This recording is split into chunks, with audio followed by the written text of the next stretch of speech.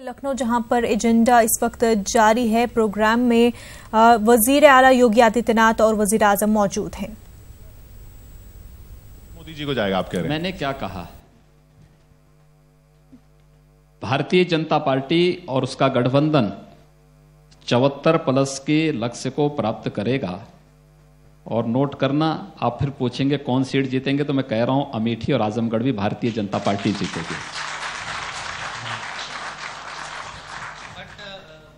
क्या आपको लगता है कि जो चुनाव का रिजल्ट आएगा लोकसभा में, वो आपके भी 2 साल के कार्यकाल का रेफरेंडम होगा? मैं तो अपने 2 साल के कार्यकाल की सारी अपने उपलब्धियों को रिपोर्ट कार्ड को अभी प्रस्तुत करके आ ही रहा हूं मीडिया के सामने। आचार संहिता है, इसलिए हम कोई बड़ा फंक्शन नहीं कर सकते हैं, लेकिन मीडिया के माध्यम से हम जनता के सामने अपना रिपोर्ट कार्ड लेकर के आए हैं। और बहुत सारे मामलों में मैंने तुलनात्मक रूप से भी प्रस्तुत किया है कि 10 वर्ष में क्या हुआ था, 2 वर्ष में क्या हुआ है, 5 वर्ष में क्या हुआ था, 2 वर्ष में क्या हुआ है। यह मेरी नैतिक जिम्मेदारी भी थी और जवाबदेही भी, और इसके तहत मैं अपना रिपोर्ट कार्ड प्रस्तुत करके आया हूं। तो स्वाभाविक रूप से फिर अगर हम सफल हुए हैं तो मार्गदर्शन मोदी जी का था, उनकी प्रेरणा। केंद्र सरकार ने लोक कल्याणकारी जो योजनाएं घोषित की, हमने सफलतापूर्वक उत्तर प्रदेश के अंदर उन्हें लागू किया। केंद्र सरकार ने विकास और इंफ्रास्ट्रक्चर की जो बड़ी बड़ी योजनाएं घोषित की, हमने ईमानदारी से उन्हें उत्तर प्रदेश के अंदर लागू किया। प्रदेश के अंदर गांव, गरीब, किसान, नौजवान, महिलाएं, जाति भेद, क्षेत्र या भाषा का भेद के बगैर जिस प्रदेश में व्यापक अराजकता थी, गुंडागिर्दी थी, भ्रष्टाचार था, रिश्वतखोरी चरम पर थी, उस प्रदेश के परसेप्शन को बदल करके आम जन को न्याय देने का प्रयास किया, आम जन तक योजनाओं का लाभ पहुंचाने का कार्य किया। तो स्वाभाविक रूप से अगर हमने किया होगा तो उसका लाभ भी भारतीय जनता पार्टी को जरूर मिलेगा। लेकिन इत्तेफाक है कि मेरी जो आपसे ये मुलाकात आपके कार्यकाल में हो रही है, ऐसे ऐसे पड़ावों में होती है और गजब करते हैं आप। पहली बार जब हम मिले, आपसे कहा, मैंने आपसे पूछा था कि लोग कह रहे हैं नोएडा मत जाइए, बहुत अशुभ होता है। आपने बोला नहीं जाऊंगा, आप गए फूलपुर, गोरखपुर हार गए। फिर आपने कहा नहीं मैं फिर जाऊंगा, आप फिर गए कैराना हार गए। इस बार आप खुद भी चले गए, मोदी जी को भी ले गए हैं, लोकसभा चुनाव है। देखिए, गणित का एक नियम होता है, माइनस प्लस माइनस प्लस होता है। तो मान करके चलिए कि हम लोग जीत की तरफ अग्रसर हो रहे हैं। भारतीय जनता पार्टी इस समय जनरल इलेक्शन के लिए है।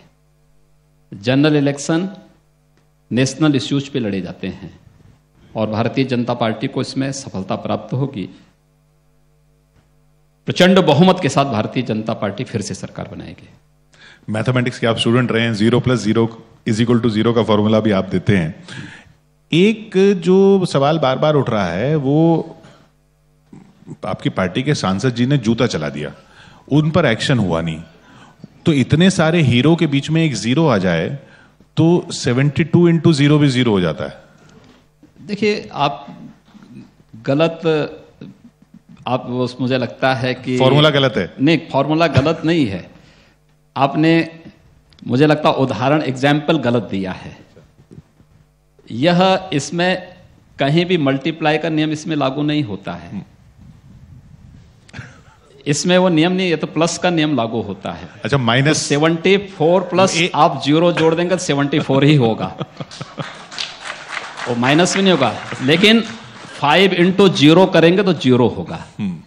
समाजवादी पार्टी 5 सीट जीती थी, बसपा 0 पाई थी, तो दोनों गठबंधन करके उनका मल्टीप्लिकेशन मल्टीप्लाई करना चाहते थे, तो 0 की तरफ जाएंगे, ये मान के चलना, और जरूर उनकी ये मनोकामना पूर्ण होगी।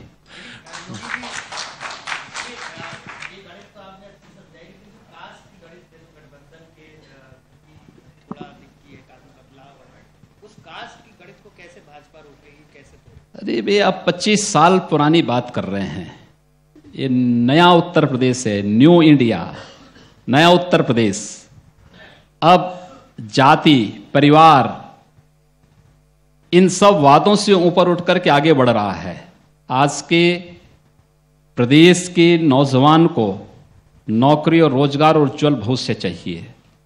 आज के उत्तर प्रदेश के वासी को अपने जीवन स्तर, बढ़ता हुआ जीवन स्तर चाहिए, सुरक्षा का माहौल चाहिए, और वह मोदी जी के नेतृत्व में केंद्र की सरकार ने और उत्तर प्रदेश की हमारी सरकार ने विगत 57-58 महीनों में, विगत 24 महीनों में देने में हम लोगों ने काफी हद तक सफलता प्राप्त की है। और मेरा यह मानना है कि हम लोगों ने परिवार के आधार पर, जाति के आधार पर, क्षेत्र या भाषा के आधार पर नहीं, गांव, गरीब, किसान, नौजवान, महिलाएं और समाज के प्रत्येक तबके के हितों के लिए कार्य किया। हर एक व्यक्ति को सुरक्षा की गारंटी दी, योजनाओं का लाभ समान रूप से हर एक नागरिक तक पहुंचाने का कार्य किया। तो उसका लाभ भी भारतीय जनता पार्टी को अवश्य मिलेगा, कोई संदेह इसमें नहीं होना चाहिए। जातीय समीकरण को तो भी आप देखें तो भी मैं कह सकता हूं, उत्तर प्रदेश के अंदर हर संसदीय क्षेत्र में 60-40 का रेशियो होगा। 60 में भारतीय जनता पार्टी, 40 में शेष विपक्ष और गठबंधन होगा। ये हर संसदीय क्षेत्र का जातीय समीकरण भी होने जा रहा है। साक्षी महाराज जी ने जो चिट्ठी लिखी है उसमें उन्होंने जातियां गिना दी, वर्ग गिना दिए, इतने यहाँ मेरे उन्नाव में इतने हैं, इतने, इसलिए मुझे टिकट मिलना चाहिए। आप कह रहे हैं जाति पे चुनाव नहीं हो रहा, वो जाति पे टिकट मांग रहे हैं। देखिए, जाति के आधार पर भारतीय जनता पार्टी टिकट नहीं देती है, उनको नहीं मिलेगा। लेकिन क्या ये ठेका जाति का सपा और बसपा नहीं ले रखा है क्या? भाजपा का कोई सांसद नहीं बोल सकता है कि मैंने कार्य किया है जनता के लिए, और जनता के लिए अगर मैं कार्य कर रहा हूं, मेरा भी अधिकार है।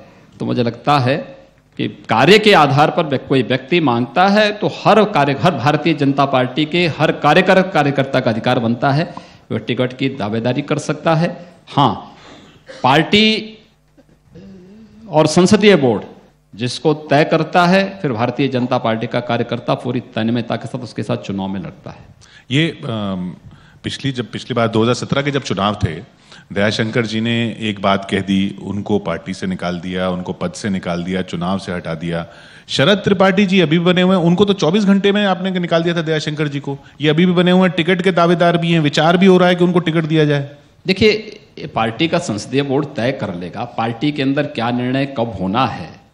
मुझे लगता है पार्टी को ही तय करने दीजिए। मीडिया का काम करे, हर व्यक्ति अपना अपना काम करे, अच्छा होगा। पार्टी उचित समय पर उचित कदम उससे उठाएगी। पर उनमें आपके एक विधायक भी है ना, उनको तो जूते पड़ गए। वो तो यूपी गवर्नमेंट पार्टी का आंतरिक मामला है, और पार्टी अपने आंतरिक मामलों को अपने अंदर अपने ढंग से समय आने पर अवश्य सुलझा देगा। यानी उनको टिकट मिल भी सकता है, ये समझे? मैंने क्या कहा, ये पार्टी तय करेगी, पार्टी का संसदीय बोर्ड वह स्वयं तय करने में सक्षम है। योगी जी, 2 दिन से प्रियंका जी ने अपना प्रचार शुरू कर दिया है, नाव यात्रा के थ्रू जा रही हैं, पूरे पूर्वांचल बनारस तक जाएंगी। तो आपको लगता नहीं है कि इतनी मेहनत वो कर रही हैं, गांधी परिवार की वो सिंबल है, और प्रचार धुआंधार कर रही है, पूरा टाइम देने को फर्क नहीं पड़ेगा? देखिए, तो अच्छी बात है भाई, अगर मुझे प्रचार करने का अधिकार है तो राहुल जी और प्रियंका जी को क्यों नहीं? मैं अपनी पार्टी के लिए करूंगा, वे अपनी पार्टी के लिए करेंगे। लेकिन एक बात सच है, जिस कार्य को नेहरू गांधी परिवार की 4 पीढ़ियां नहीं कर पाई, मोदी जी ने 4.5 वर्षों के अंदर नमामि गंगे परियोजना के माध्यम से अविरल गंगा, निर्मल गंगा की उस परिकल्पना को साकार किया है।